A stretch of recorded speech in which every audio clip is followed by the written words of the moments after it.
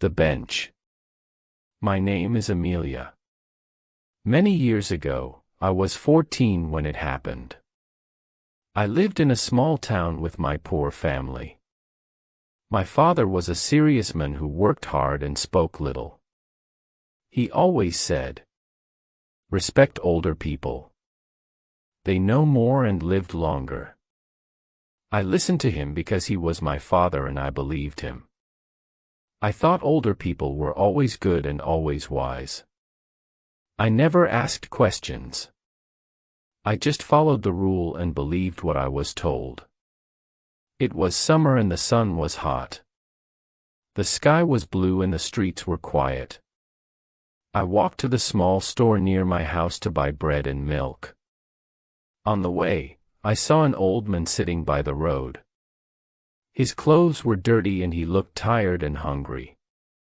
People walked past him fast. They didn't look at him or stop to speak. I slowed down and looked at him closely. I wanted to say something but I didn't know what to say. So I smiled at him as I walked by. He looked at me and gave a small smile back. His eyes were old but kind. Then he spoke in a soft voice and said, "Do you have water?" I opened my bag and gave him my bottle of water. Please subscribe to our channel English Listening Stories 24/7 with Alicia. He drank slowly and then looked at me again and said, "Thank you." He began to talk more. He said he was a teacher a long time ago. He had a job and a house and many students. But something happened. He lost his job. He lost his house. Now he had nothing and he lived on the street. I listened to him quietly. I felt sad and surprised. I wanted to hear more. So I sat down next to him on the sidewalk. He looked at the sky for a moment and then said, "You are kind. But remember something. Not all people are kind." I didn't understand what he meant. I asked, "What do you mean by that?" He said, "Some people are old but they are not good. Age does not make a person kind. You must look at how they act, not how old they are." I walked home slowly thinking about his words. My father always said, "Respect your elders." But the old man said, "Not all are good." I felt confused and a little sad. I always believed my father. But now I was not so sure. I wanted to understand the truth. I wanted to talk to someone about it. That night I sat with my father in the kitchen. I told him about the men on the street. I told him the man was once a teacher and now he lived outside. I told him what the men said about respect. My father listened to me quietly. He looked at me but he did not speak fast. He waited for me to finish my story. After a short silence my father finally spoke. He said, "It is true. Some older people are not kind. Age does not always mean wisdom." I was surprised by his answer. I thought he would be angry or disagree but he was calm. He said, "Respect is good but trust must be earned. Watch how people act, not just how old they are." That night I could not sleep well. I kept thinking about the old man and the things he told me. I thought about my father's words too. For the first time I did not follow a rule just because I was told. I began to look with my own eyes. I began to ask questions and from that day I started to see the world in a different way. The next morning I woke up early. The sky was still gray and the streets were quiet. I sat by the window with a cup of tea in my hand. I looked outside and thought about the man again. His face stayed in my mind. I thought about his words and how calm he was. He had nothing. But he spoke like a teacher. I wondered how he lost everything. Later that day I went back to the same street. I wanted to see him again and ask more questions. Maybe I could bring him some food too. But when I arrived he was not there. The place was empty. Only a few people walked by. I looked around for a while. Then I sat on the bench where he had been. I waited and hoped he would come back. As I sat there I watched people walk past me. Some looked busy and some looked tired. Nobody looked at me or spoke to me. I started to feel how that men might feel every day. I felt alone even in the middle of the town. Time moved slowly. The wind was soft. I sat quietly thinking about many things. After a long time I saw a young boy walking near me. He held a small bag and looked around. Then he sat down on the ground not far from me. He opened his bag and took out a sandwich. He looked at me and smiled. I smiled back and said hello. He said, "Are you waiting for someone?" I said yes. "But I don't know if he will come." The boy told me he came to this place every day. He said he liked to watch people.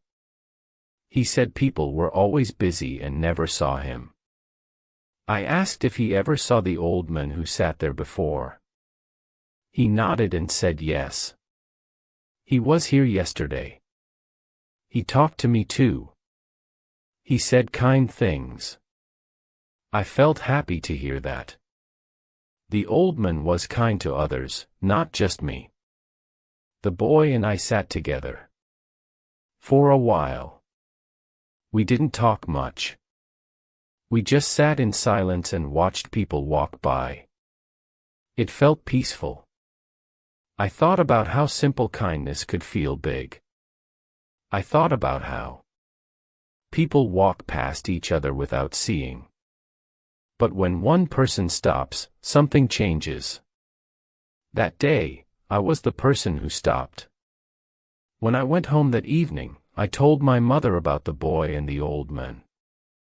She listened to me and smiled. She said, "Kindness is never small. Even if people forget your name, they remember your heart." Her words touched me. I looked at her and felt warm inside. I was glad I stopped that day. I was glad I listened. The next few days, I walked down that street again and again. I hoped to see the old man. I brought an extra sandwich in my bag just in case. But every day, the place was empty. The bench was still there and the street was still busy. But the old man never came back. I started to feel a little sad. I missed him, even though we met only once. It was strange how someone could stay in your mind like that. One day, as I walked past the bench again, I saw something small under it. I bent down and picked it up.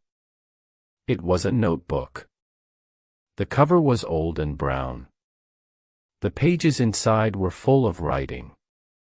Some words were hard to read. Some pages were torn, but I could see it was his handwriting. I sat on the bench and began to read. My heart beat fast as I turned each page.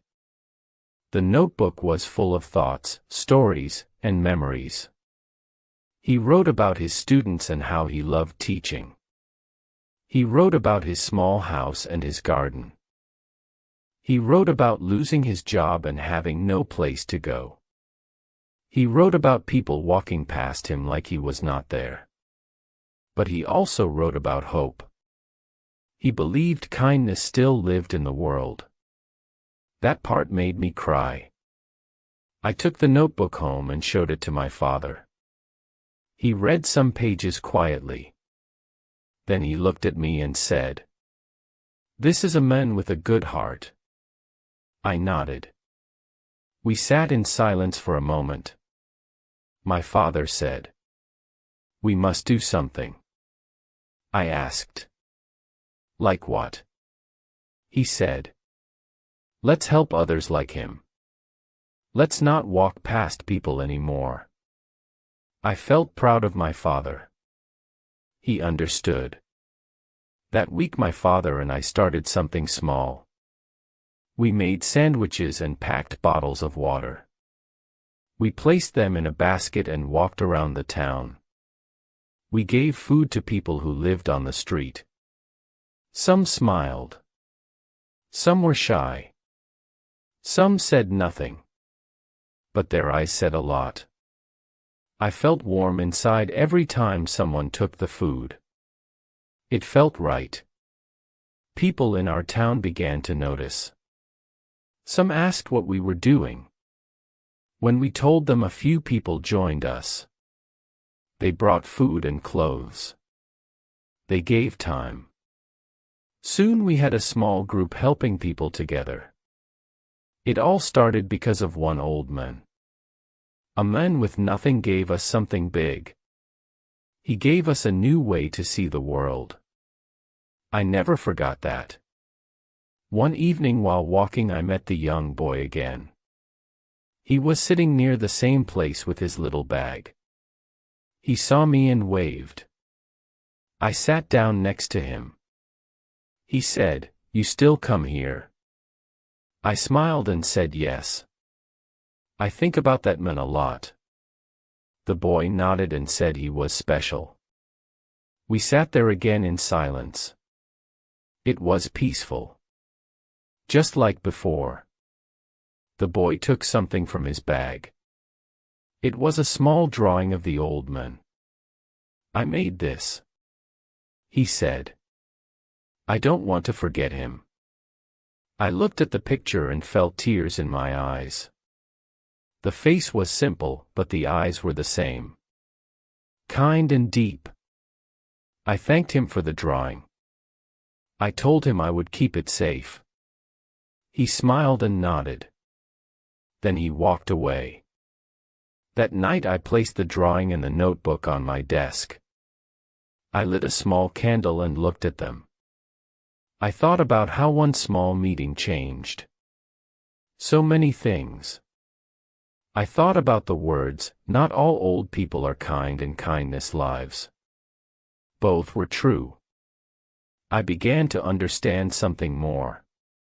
The truth was not simple. It had many parts.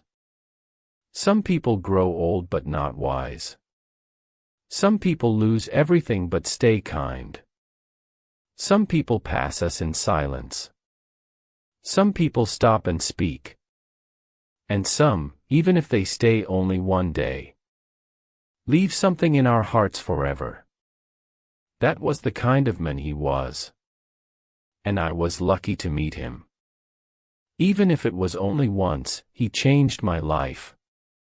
The next month my life felt different. I still went to school and did my homework. I still helped my mother clean and cook. But something inside me had changed. I was not the same girl as before. I saw people in a new way. I looked at their faces and eyes. I listened more. I felt more. Every person had a story and I wanted to hear them. I was not afraid of the truth anymore. One day at school our teacher gave us a new task. We had to write about someone who changed our lives. Many students wrote about family or friends. I wrote about the old man. I told his story in simple words. I wrote about the bench, the notebook, and the things he taught me. When I read it out loud, the class was silent. Some students looked surprised. Some smiled. I saw a few eyes shine with tears. After class my teacher called me to her desk. She looked at me kindly and said, "That was a strong story."